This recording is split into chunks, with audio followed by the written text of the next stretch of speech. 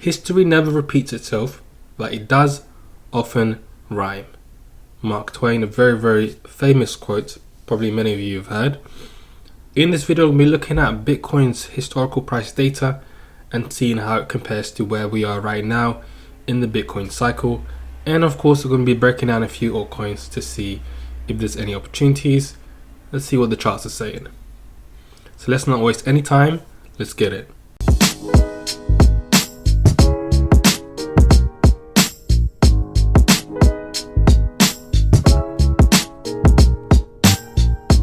Before we get started, if you haven't already done so, like the video and subscribe to the channel. We'd very much appreciate that. And also, if you're new to crypto and you want to learn the fundamentals, you want to learn some technicals, then go ahead and click on the link in the description and enroll to the course. And also, if you want to join the private Telegram group where you can send me DMs to request for me to cover certain coins and do the technicals, go ahead and click on the link in the description. With that out of the way, let's get straight into the video. And in case anyone's wondering why my webcam is now off, it's because I've been ill for the last 2 weeks with the flu. And yes, I said flu, not a certain other kind of virus. And I look like an absolute mess. So I think I'm doing everyone a favor by making sure that webcam is turned off. I don't know if you can notice my voice as well. It's a bit, nasally, but the work must be done. We've got to analyze the charts. And we've got to keep moving. So let's begin. Now, the key part that I want to compare is kind of where we are now, last month or two, and then going forward until the end of the year. So what you'll notice is from the summertime, big rally, and the correction into September, and then October is a big month. And then at the beginning of November, kind of where we are now, we had a small correction followed by a massive blow off top. Now, of course, as it says, history doesn't repeat itself, but it does often rhyme. So, of course, we don't expect, copy, massive blow off top into the end of the year, and then that's it. Now, it's probably going to be either, a blow off top just earlier, or it's going to be after. And if you look at kind of where we are now, going into September, October, we had that correction, and then into October we had that strong month of October, a bit of a correction, but it continues, and now we're in September where we already have a pullback.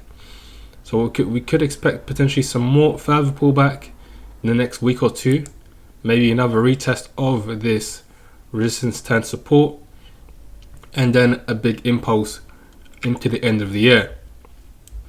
Now, of course, that would be beautiful if it happened exactly like that. But as it says, it doesn't repeat. It often rhymes. So, as I said, maybe we could have a slightly longer correction, or it could take a little bit longer. So we could maybe rally maybe near the end of the month, at the beginning of December. Again, going back to the 2017 bull run, we had that first week of or second week of November, a massive correction from the top here. That was a good 29-30% correction, and then a massive move to the upside. It was literally just straight green all the way to the top. Now starting from November 13th all the way until 11th of December. So it could be that, we do some kind of impulse. Instead of the 13th, could be the end of the month, end of November, or it could be the start of December. Or it could be just a kind of more correction getting into the end of the year, and then start of Jan, we have a massive blow off top. That's just my kind of prognosis, looking at price data, looking at the historical data to see what we can find out from that. So that's Bitcoin done. Let's have a look at Ethereum and have a look at a few alts before wrapping up this video. So Ethereum has been looking very good, especially after it broke through a very important resistance level. So we have had a pullback now from new all-time highs. What would be healthy to see, and what I probably expect to see, is a further pullback, either to the top of this wick, potentially, even though it's not going to be that much of a key level, or it's gonna retrace all the way down to previous resistance, which would then flip into support. If we see that, and then we see a nice bounce with strong conviction, then Ethereum will definitely go all the way to the moon, break past 5k, and then start making new gains around that level. So the place that I'll be looking at to maybe add further positions is going to be that resistance level turn support, but only after I see a strong conviction, a strong bounce to turn around and go into the offense once again. Quick look at Polkadot. Now Polkadot made some lovely all-time highs, going as high as $55. I did mention in my private Telegram group that I took some profit at that level. This was one of my specific price points. So I had to take profit, and that also happens to be the top of this move. Now, if it can stay above this resistance level, which is now becoming support at $45, then it can definitely carry on building on this area. It can build on support and then go further, 55 and potentially in $60. If it holds that level. If it breaks that level, then of course it's going to open up that floor. Maybe it can go down as low as $30. I don't think that's going to happen, especially at this point in the cycle. Probably if it breaks into this area, then it'll probably go as low as $35, potentially $40. But I don't think it's going to get any lower than that. But the main thing is it needs to hold this level as support. We've seen a wick past it and starting to retrace, so this is a good sign. But of course we need to see that weekly candle closure, and then we see that bounce and start to see that green candle before we can become bullish again. Now look at the crypto ratio for DOT versus ETH. This normally shows when a particular coin is going to take the lead, take some dominance versus Ethereum, especially in the altcoin cycle. And you can see DOT has had a pretty good run, taking market share from Ethereum for quite a while, but you can see it's starting to round off now. There's a strong counter trend line in the way, so potentially this could be the end for DOT in the near term future. You can see 3 times it made new highs, but it's against some counter trend line, against some resistance, so potentially it could essentially lose some dominance for a while, maybe start to slowly fade away until it finds some new support, and then it starts another run into stratosphere. Potentially this is what I'm seeing from the crypto ratio. Next we'll have a look at Cardano.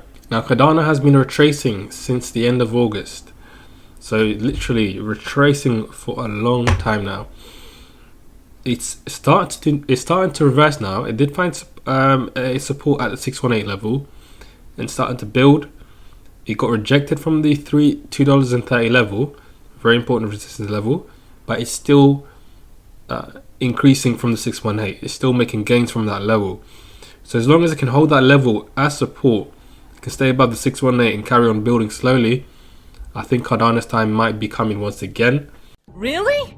This could be that correction finally finishing and for the reversal to be finally on. So I do think Cardano has potential to be one of the next cryptos to start rallying once again. The main thing, as I said, is for it to stay above the 618 and for it to carry on building from that level. I'm a little bit worried about this rejection because it is quite a big wick. So potentially what we could see is maybe further rejection, a further drop down to 618. But the main thing is it needs to hold that level, 618 at 185, and then start to build. So let's see how it does in the next few days, next few weeks, or next week even. But I think potentially Cardano could be the one, especially after such a long correction. Surely it's going to reverse and start to make some gains once again. So let's keep a close eye on Cardano. Also, looking at the crypto ratio for Cardano compared to DOT, this has lost a lot of dominance, and at the moment it's just below support level. But if it can stay above this level of support, then potentially we could see a reversal and for Cardano to start taking dominance once again. So this is an important level for us to keep an eye on. As I said, if it holds, then it could start to take more dominance from Ethereum. It could start to kind of get above in the altcoin leadership board. So let's keep a close eye on Cardano. So I've still got my eyes on Uniswap and the decentralized exchanges. So a quick mention on that. It's broken past the key trend line. Tried to get above a certain resistance level, $28, but got rejected 5 weeks consecutively. Now it's dropping, retesting that trend line. What we want to see, of course, is a retest and then a bounce into the uptrend and then break past 28. So the main thing is we want to see it get past 28, but at the moment the bears are definitely still control. It's testing a support level at $23. If that doesn't hold, then we could potentially see even lower, around $22, but this is a key support level as well. I have got my eyes on the DEX, as I said. They've been underperforming for the best part of this year, or the second part of the year even. Had a massive run at the start of the year all the way up until May, but since then it's gone absolutely asleep. There's been no kind of major moves from the decentralized exchanges, but I do think their time will come once again, so they should be patient. At the moment it still needs to get past this key resistance level, $28, so let's keep an eye on that. I thought that once it got past this trend line, then I think it'd be on, but unfortunately there's still a lot of bears in the way, a lot of selling going on at these levels. So let's be patient with Uniswap. Also SUSHI, a very, very important trend line as well. It tried to get past. I did mention last week if it got past, then potentially we could see a massive move up to $20. But unfortunately Bitcoin dropped, taking the rest of the market with it. So it's rejected from that level, unfortunately. But what we can kind of predict going forward is the support level at $10 where it is right now. If that doesn't hold, then it could potentially find support at around $9. The way the market is going, if Bitcoin doesn't kind of reverse and start to get into action again, if Ethereum doesn't do the same, then the rest of the market will start to drop further. Especially the altcoins will start to drop further. Then we could see $9 being hit for sure. You can see that a lot of these wicks have touched this area, so $9 will be the next point. A quick look at AGIX before wrapping up this video. So you can see AGIX, since that massive drop in early September, we had a dead cat bounce from 34, made some gains, but then dropped further below that important level, the new low that was created, and it bounced again, tried to get above 34 unsuccessfully, and now it's bounced once again. It still hasn't found a support level yet. We need to see another low created and then some further rally to confirm that low. So we're still waiting for a bottom to be created. Unfortunately, that means we have to be patient. I mean, the next major bottom that we can see, the next major key level is around $25. So we can surmise that probably if it keeps on dropping, it's gonna touch that level before turning around. So with AGIX, there's no light at the end of this tunnel for sure at the moment anyway. We've got to be patient and wait for it to bottom out, as I do suspect 25 cents will be that level. So just be patient. Of course, it's a small cap coin, so once it does the bottom, it's gonna rocket real fast. That's what we expect from a small cap coins. There's less volume, you need less money to kind of make this thing move. So just be patient with the AGIX. So that'll be it for this video. I do apologize for the poor quality. I'm still ill, but I had to make a video. Had to get the analysis out there and get this thing moving. Once I get better, the quality will of course return. But for now, hope you got some value from that, and see you in the next video. Peace.